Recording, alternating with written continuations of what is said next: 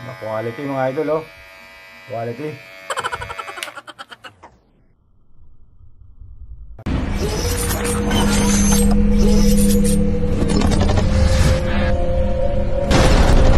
ROC out of the box. Kumusta mga idol? Isa pong mapagpalang araw sa ating lahat.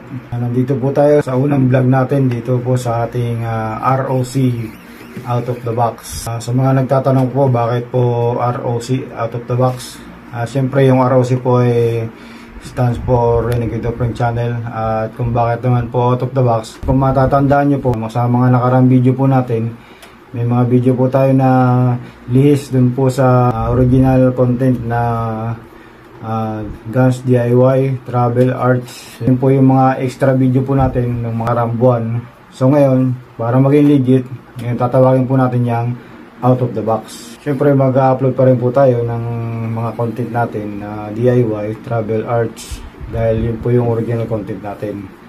So ngayon po mga idol, dahil kauna-unang upload po natin ito dito sa bago nating channel, ay mag-unboxing po tayo mga idol. So ito na mga idol, may in-order po ako sa isang online seller.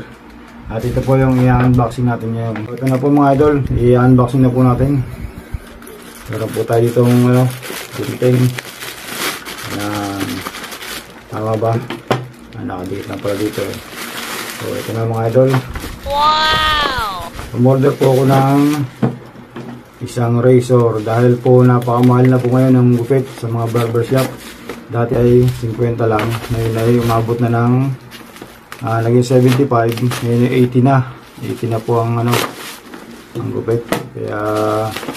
Kaya require po sa trabaho namin na every 15 days yung magpagupit. Yung napakalaking gastos po. Kaya ngayon ay bumili po ako ng sariling razor para para ako na lang magugupit sa sarili ko. Ha? Ito po. Tama-tama po to sa pangalan ng ating channel, Out of the Box. Ngayon, out of the box na nga po natin mga idol. Ha?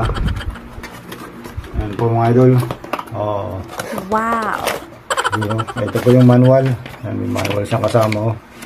Tapos, may may balot pa. Mukha namang original kasi nagkakalaga po ito ng 500 plus. Kasama na po doon yung shipping fee. Ayan, ito po yung mga idol. So tatry po natin ito. Ayan, may mga po dyan, yung mga pantimpla mula manipis hanggang sa makapal na yung mga 1, 2, yung mga sa haba ng buhok. Ayan, ito po yung charger. May panlangis saka may panlinis pa po siya mga idol. Ayan, panlinis ng blade. Tapos ito siguro yung langis, lubricant o pampas ng blade. So yan na po mga idol, empty na. So ito po yung ito na po yung pinaka items natin binili. Parang mga original nga mga idol. Wow! So makapagupit na po tayo. Tanggalin natin tong cover. Wow! Ayan, makapagupit na po tayo mga idol. Hindi na natin kailangan pumila sa barbershop at magbayad ng mahal. Ano pala to? Di battery, rechargeable. So pwede natin testingin. Testing. Quality mga idol, quality. Ayan po, at titestingin na natin mga idol.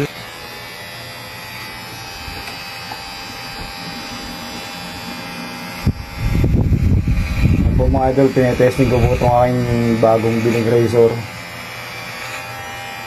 At ayos naman mga idol, marunong pa ako magupit. Pero okay lang yan, hindi naman yung sa iba sa barbershop. Yung iba nga magbilis uminit.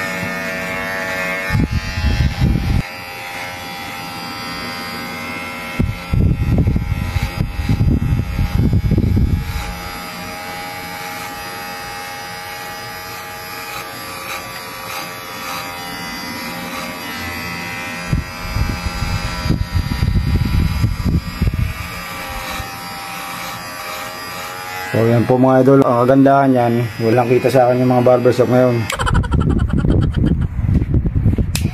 Hindi nila alam, marunong ako magupit.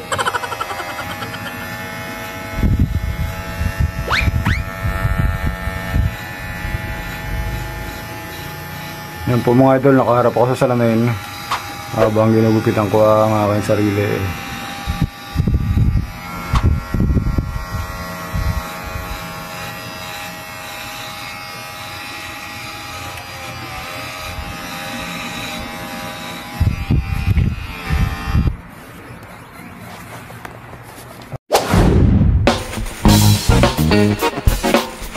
Okay po mga idol, gupitan ko na po yung sarili ko gamit yung aking in-unbox na razor.